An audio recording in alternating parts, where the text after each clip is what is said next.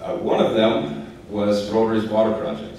And those who are familiar with Rotary know that their focus has been polio for quite some time. And now it's starting to shift a little bit. They're starting to change their focus to water, especially in my club, in my district. That's our #1 priority. And I went down to Aguas Negras, which literally means black water, to test and to be a guinea pig of the Rotary's water filter project. It's that thing up there on the right. You dump water in the top and somehow clean water comes out the bottom. I'm not sure how that works. And it went well, and we were able to, as a result of this sort of promotional activity, sending some people down into this neighborhood and drinking water for a few weeks without getting sick and coming home. This project has launched off the ground and is now a multi-million-dollar project coming out of my club into the Dominican Republic. So it is going to be a success, and hopefully we'll be hearing about it at Rotary conferences in the future. So after spending quite a bit of time, they said, all right, well, you're not a Peace Fellow, but perhaps you'd like to try out for an ambassadorial scholarship. And for those of you who don't know what an ambassadorial scholarship is, it's kind of like half a Peace Fellowship. No, very much so. It's exactly half of the period of time, it's half the period of money, and it's half of the money, and it also allows you to study whatever you'd like.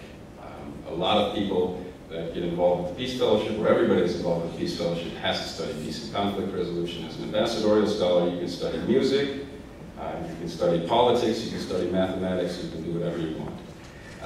I went to the University of Bath in England. This is the city of Bath, which you can tell very torturous compared to Palestine. And was there for a year, and I studied international policy analysis. I wanted to continue looking into politics, and that was the closest thing I could find to a Peace Fellowship. It was a wonderful time. This is when I got to introduce myself or become introduced to Rotary around the world. It's very strange, but as I mentioned in the beginning, so many things are similar. Oh, you can come up, that's all right, yeah. In England, they actually drink at the morning clubs. I thought that was new and interesting. Also, like the Rotary clubs of Australia, the English insisted that I toast the Queen at the beginning of the meeting, which is, again, very strange, for me at least. As was mentioned in my introduction, I moved to Palestine after my time at the University of Bath and began to get involved in a number of civil society initiatives that were working on peace, dialogue, and conflict resolution. But one of the things that I noticed when I got there is that there was no club. Everywhere I'd gone around the world up to this point, I'd been able to contact a Rotarian, talk with a Rotarian, get help or advice, or get involved with what was going on in Rotary, but in Palestine that just wasn't the case. And I thought that was strange, because where else would you want one? There are 66 clubs in Israel, and 0 in Palestine. If we could start one, if we could get one going, we would just have one more avenue for dialogue between people who share common values, between people who share common goals. And so I set about trying to establish one in late 2007. I'm proud that through not so many of my own efforts in the end, it was actually spearheaded by a club in Colorado. There is a club in Ramallah right now, 40 members.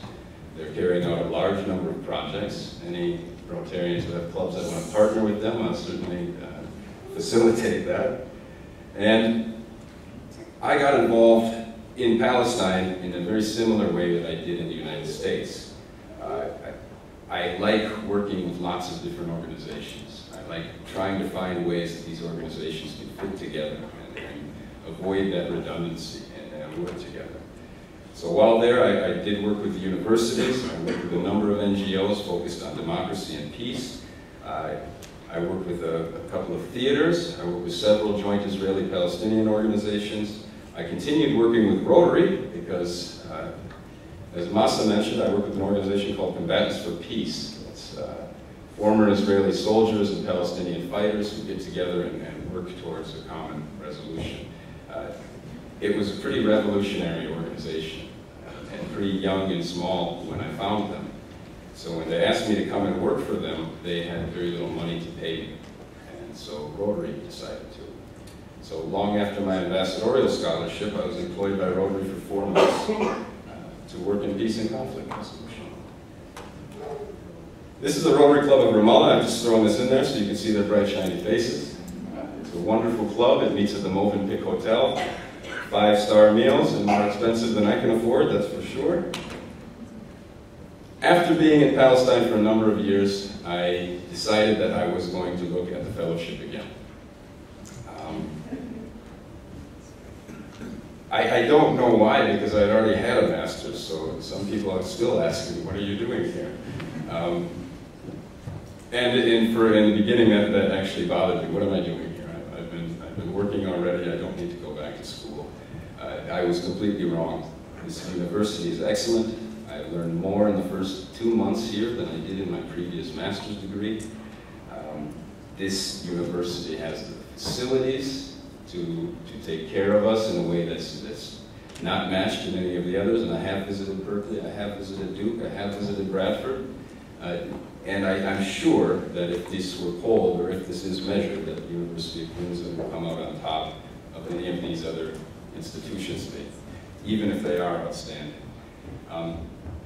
But another big reason I wanted to do it is because Rotary lets us go on and apply field experience. And when you're young, and without so much experience, it's kind of nice to be able to go to an organization that may or may not take you and say, all right, I'm free.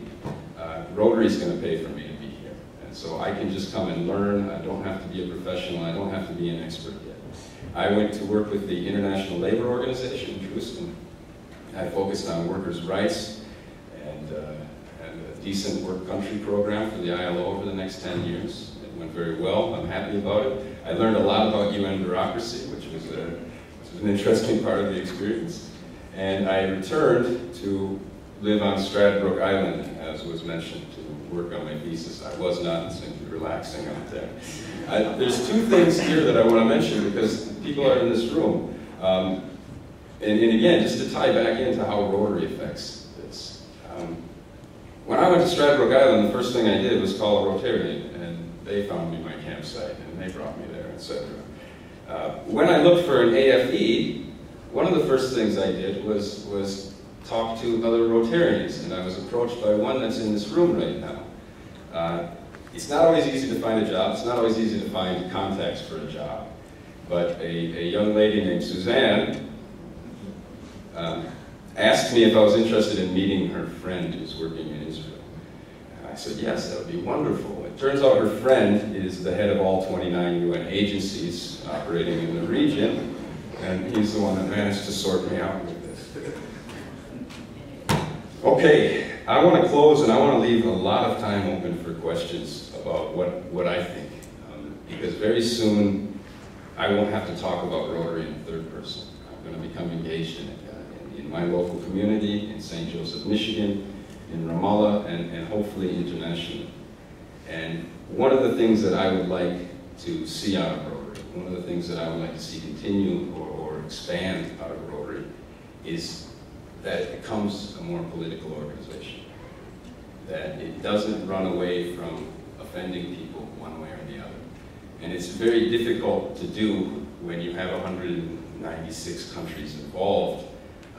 Taking a stand on any type of issue that's political is difficult. Polio is not political. Right? Water in some ways is political, but it's not that political.